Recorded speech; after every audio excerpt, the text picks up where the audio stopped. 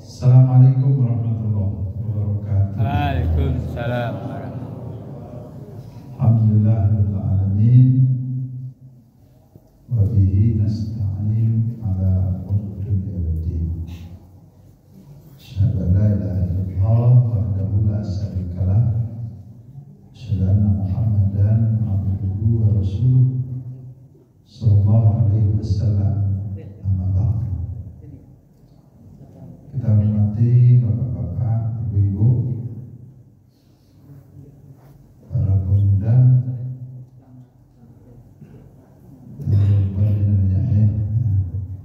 anak-anak lagi masuk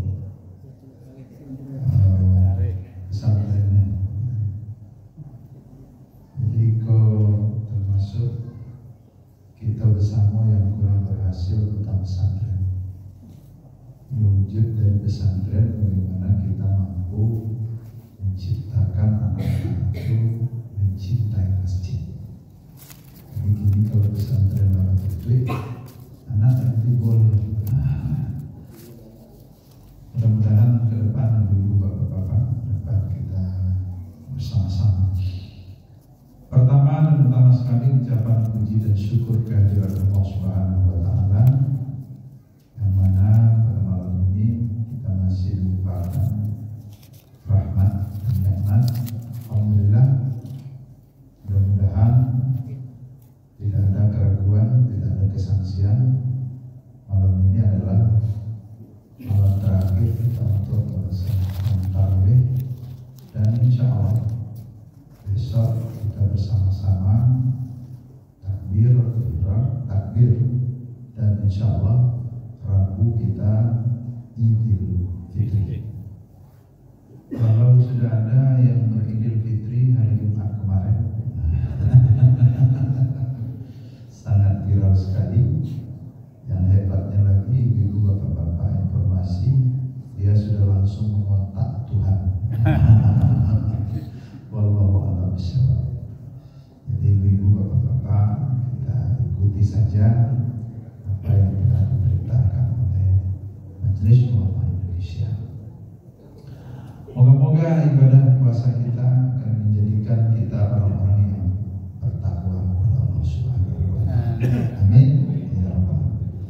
Selawat beserta salam kepada Nabi Muhammad Rasulullah sallallahu alaihi wasallam. Allahumma shalli ala Muhammad wa ala ali Muhammad. Bapak Ibu sedianya, yang memberikan tausiah adalah Pak Ustadz senior saya.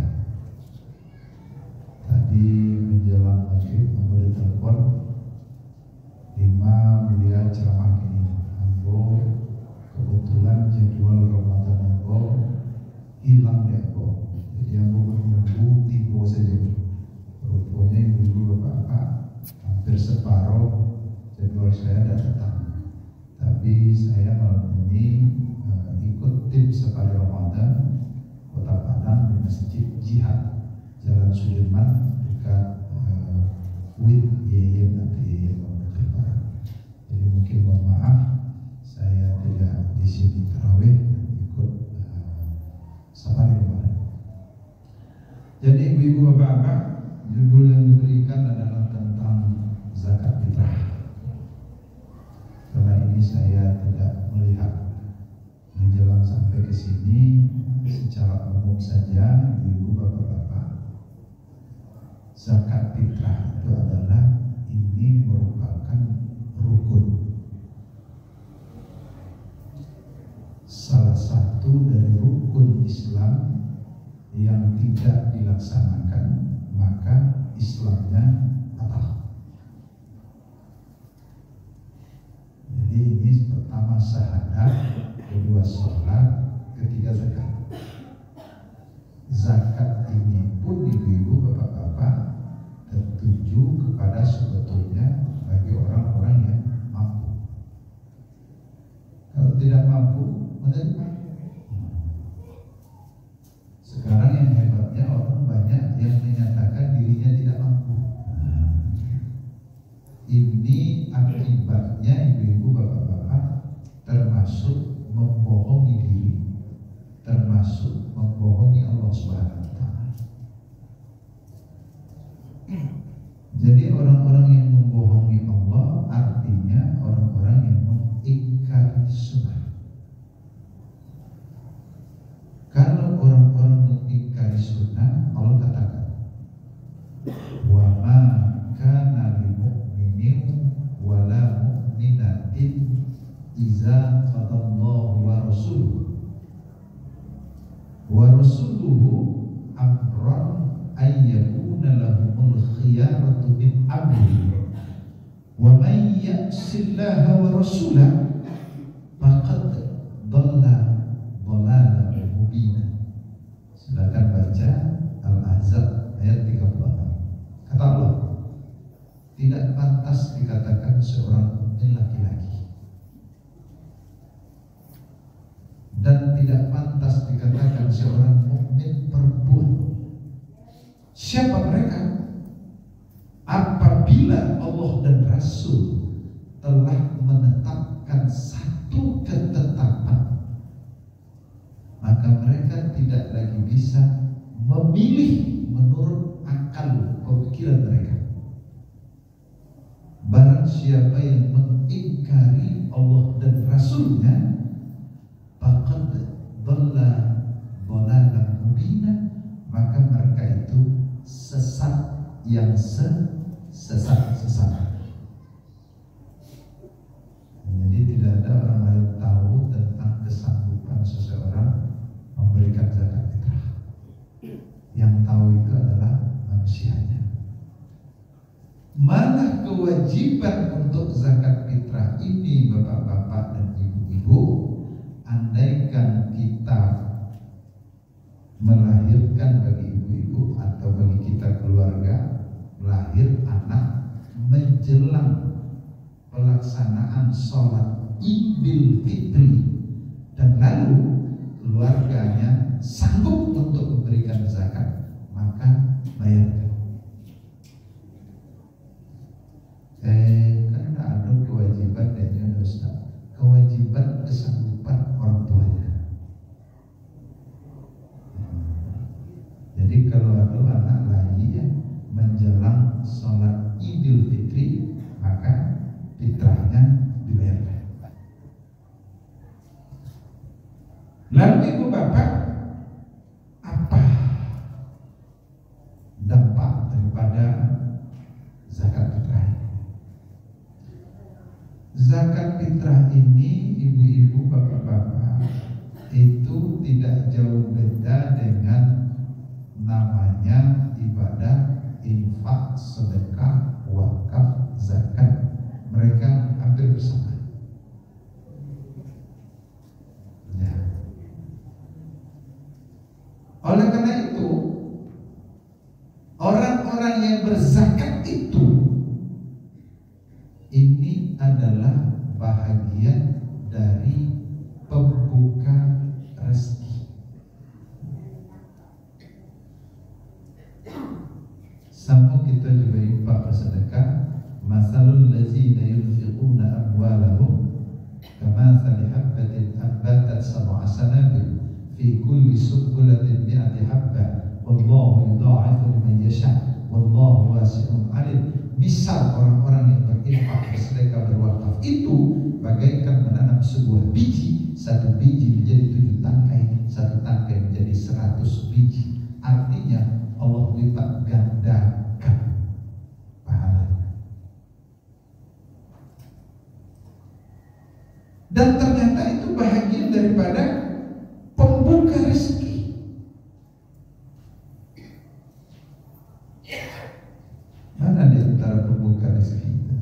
Rupanya orang-orang yang suka berinfak, berzakat itu, ibu-ibu, bapak-bapak, mereka adalah sehat. Sehat itu adalah rezeki yang tidak berpintu. Ternyata sehat itu mahal. Bukti sehat mahal. Mohon maaf ibu bapak, kalau ada orang kayu banyak titinya, lalu tiba-tiba sakit mendadak, kapan berubat? besar kamar ke dokter spesialis. Tak bisa ke dokter umum, apalagi dokter puskesmas, tak level. Ya. Ternyata apa? Setelah orang itu konsul dengan dokter, kata dokter apa? Ini harus dirawat.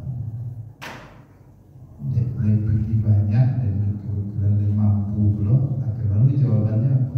Dirawat malah Pak, pokok merubah, pokok sehat. Setelah konsul dengan dokter, konsul dengan petugas. Kata petugas, mohon maaf, kelas telah habis. Yang ada itu VIP. Sebagian orang kayu aja, mohon maaf, kelas telah habis. Yang ada VIP aja, rumah sakit udah balik aja. Aja ini berubah, kau balik rumah sakit. Iya. Akhirnya berobat.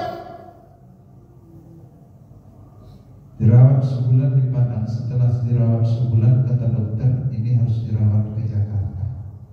Ini bukti sehat itu mahal. Ke Jakarta malah pokok berubah, pokok sehat. 3 bulan dirawat di Jakarta, dokter menyarankan harus dirawat ke Belanda. Ke Belanda malah pokok berubah, tak kayu jajang dekat, yang pokok sehat. 6 bulan di Belanda sehat, balik ke Padang. Sebulan di Padang, 3 bulan di Jakarta, 6 bulan di Belanda, balik ke Padang sehat. Berarti biti 1,2 M.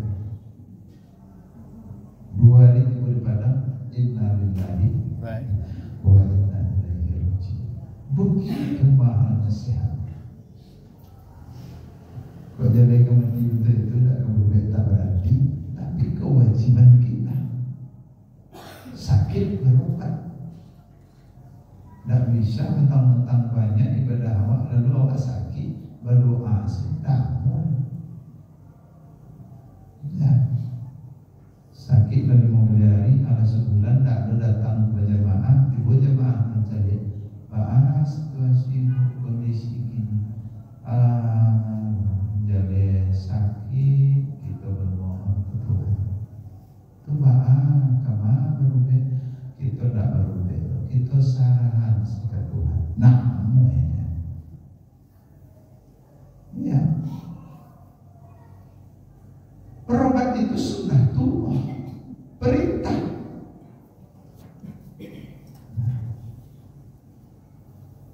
Begitu mahalnya sehat. Ternyata satu di antara kunci sehat itu adalah orang-orang yang suka berinfak, bersedekah, orang-orang yang membayar zakat. Apa bagi orang-orang yang banyak uang, orang yang kaya saja itu sehat mahal? Tidak. Orang miskin, orang bansir, orang dapat piti, sehat kok mahal juga. Mati. Kalau orang miskin, orang bansir, orang dapat piti, tiba-tiba sakit mendadak, kemana berubah? Ke dukun. Kecil dukun kok murah ubah aja. Apa Pak? Makan selalu kutu ke 7 ikut 30 lagi. Ubah aja Bu. Bu, ubah aja. Kalau tidak tahu syukur.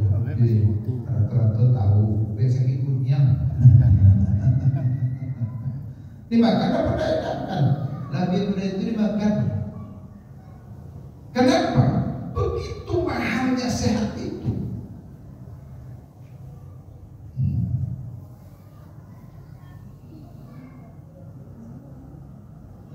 Mohon maaf ibu bapak, pengalaman Nabur Padang itu 3 tahun yang lewat itu Padang heboh ada obat yang menyembuhkan bermacam penyakit, yaitu memakan semut Jepang. Ada bapak ibu satu 7 pagi 7 sanjo mengobati bermacam penyakit.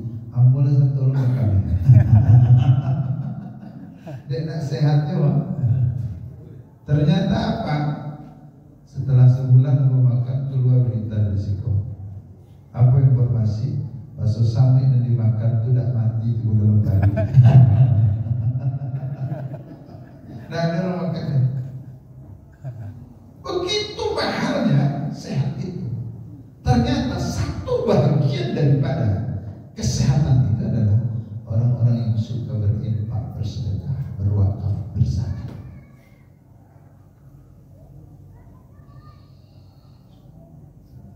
Mohon maaf Ibu Bapak, kini diam-diam mudah-mudahan sekolah banyak yang melaksanakan kini ubed dan pada rancak itu adalah kelana dia buat terapi urin, minum air di zaman sholat. Aku lihat, aku menyaksikan. Kebetulan di keluarga aku tiba ibu bapak aku ada ke jalan bapak tiba dia. Kalau waktu beliau sehat itu balik beliau di atas 90. Tapi 7 bulan sakit balik beliau tinggal 30-an. Kalau ada yang kenal beliau lalu mencari ketika sakit, tidak tahu usia beliau. Tapi aku tidak tahu informasi beliau sakit. 2 bulan menjelang meninggal bersinan, ternyata beliau tidak bisa lagi duduk. Aku datang ke sana. Assalamualaikum. Waalaikumsalam. Pendengaran masih, penglihatan masih, ingatan masih, cuma tak bisa lagi duduk. Apa lagi jadi? Assalamualaikum. Waalaikumsalam. Wang Icap. Ini panggilan nama di kampung Sicap. Ya. Iya Pak. Naik. Setelah sampai ke dekat beliau langsung minta ke istri beliau, duduan. Aku tahu beliau tak bisa lagi duduk. Kecil aku, Pak, tak usah duduk Pak, duduan. Akhirnya berduduan. Kami duduan, jadi istri beliau duduk. Lalu ada gali di tangan, di muka beliau, kepaci gali. Dia tahu apa? Lain Pak, apa? Gali. Dia tahu isi. Lain apa? Teh. Indah teh. Ada Pak. Ayah kejaman dan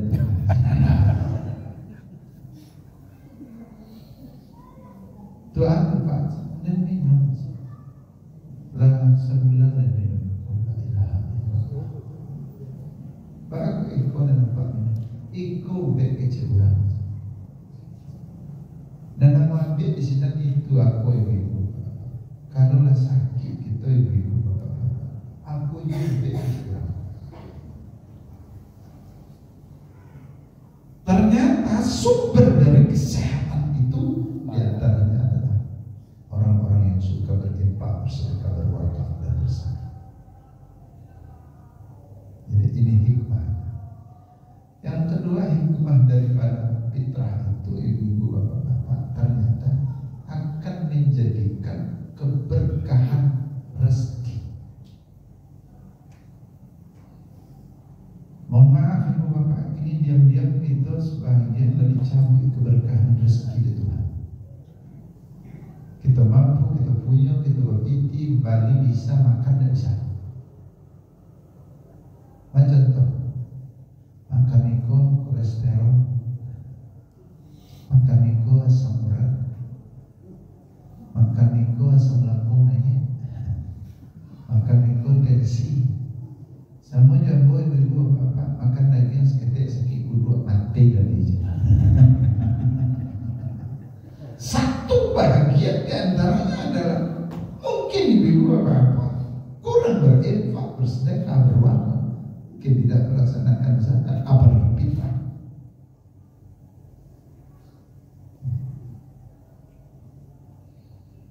Jadi Allah cabut keberkahan rezeki.